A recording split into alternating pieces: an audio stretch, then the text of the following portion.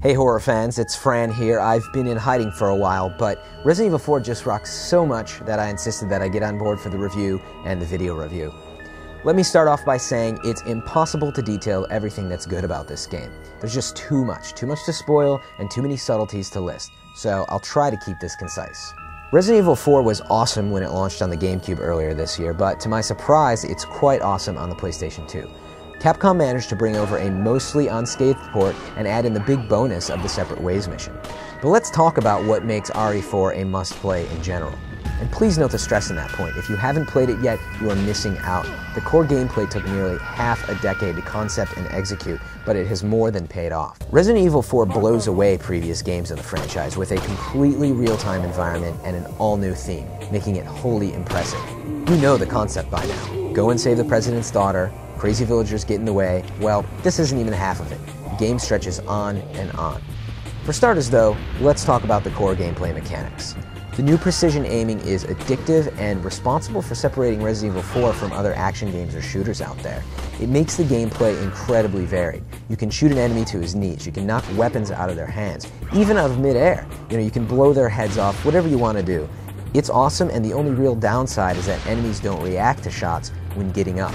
And this gameplay is the kind of thing that you end up wishing was in other first-person shooters or third-person shooters that you go back and play. So that's an impressive start, and the interactivity of the environment takes it even further. You can lure enemies to a door, push a dresser in front of it to block them, and then shoot through the door to buy yourself more time. Wait too long, and they'll bust through. You can be up on the second floor somewhere, you can knock down a ladder. You have a lot of options, and the list just goes on and on, just like the gameplay. You'll board a motorboat for the lake monster boss fight. You'll fight El Gigante and watch him smash through the rooftops as you try to hide from him. The first time that I experienced that, I was shocked that Capcom took the time to add that kind of level of detail in. I thought I was going to go in these little sheds and hide and the AI would get stuck in some routine, but it didn't. He smashed through the rooftops, and it's just a really amazing experience, and there's all kinds of these little things in Resident Evil 4. And this is the point. Those who play for even a few hours will not understand how much depth there is here. There are so many levels and so many environments to interact with. I've talked to people about the game. They'll be like, yeah, I pretty much like it. I've tried the first level. It's kind of cool, but then they stop playing, but they don't realize that there's so much more beyond that creepy village. There's the abandoned farms on stormy nights. There's factories. You'll be in freezers, canyons, industrial areas, you name it. And Capcom does an absolutely wonderful job of keeping you hooked by doing that, because you always have this urge to face more enemies in new and prettier environments. Along the way, you'll also be earning money to buy weapons and upgrade them. There are numerous pistols, the range of sniper options is great too, and plenty satisfying thanks to the visuals. Also, everyone's favorite, a heavy-duty magnum. Great for boosting your ego, blasting people's heads off, or just drooling over the awesome reload animations. Then there's even the talked about exclusive high-tech Plagas laser to the PS2, but it really doesn't quite fit in my opinion, and in the end it's really just more of a bonus to play around with than it is a solid addition to the gameplay. It's so easy to drone on and on about all this, but the main idea I want you to take away here is that Resident Evil 4 is not the same old Resident Evil or survival horror game. It is not slow and filled with silly puzzles. The action here is enough to give you a heart attack. You will constantly find yourself among the hordes. Like in this scene where you get trapped in this farmhouse as dozens and dozens of the Illuminados pile into every opening that's around you. It's this kind of high-tension gameplay that is just rarely found.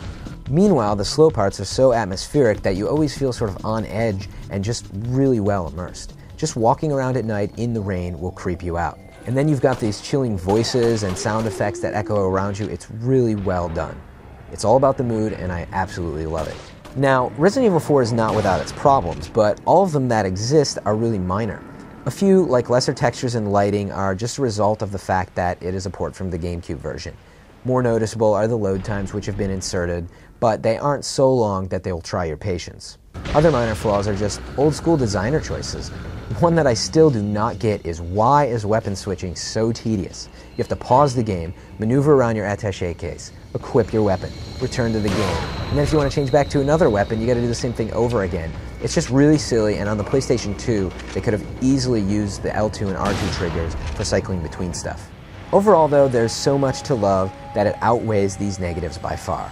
Play the game, and if you get the PS2 version, you have to play to the end because you'll have that added benefit of the Separate Ways mission with Ada, and it's pretty impressive in the fact that it explains a big part of the story. It does go through most of the same environments, so it's a rehash to that point, but the presentation is really solid. You'll even see Leon in, the first level running around and hear him interacting with the villagers. And then beyond that, there is this exclusive battleship stage, which is new to the PS2, and it's gaping, it looks amazing, it doesn't load at all, it has tons of enemies, and you even hop on this destructive turret and just wreak havoc. It's really fun. So, wow, I'd love to just keep telling you everything that RE4 has to offer, but I'd spoil it for you. And all I can say is go on the PS2 or go back to the GameCube version and play this game. Whatever you do, you have to check it out. This is truly a next-generation game now.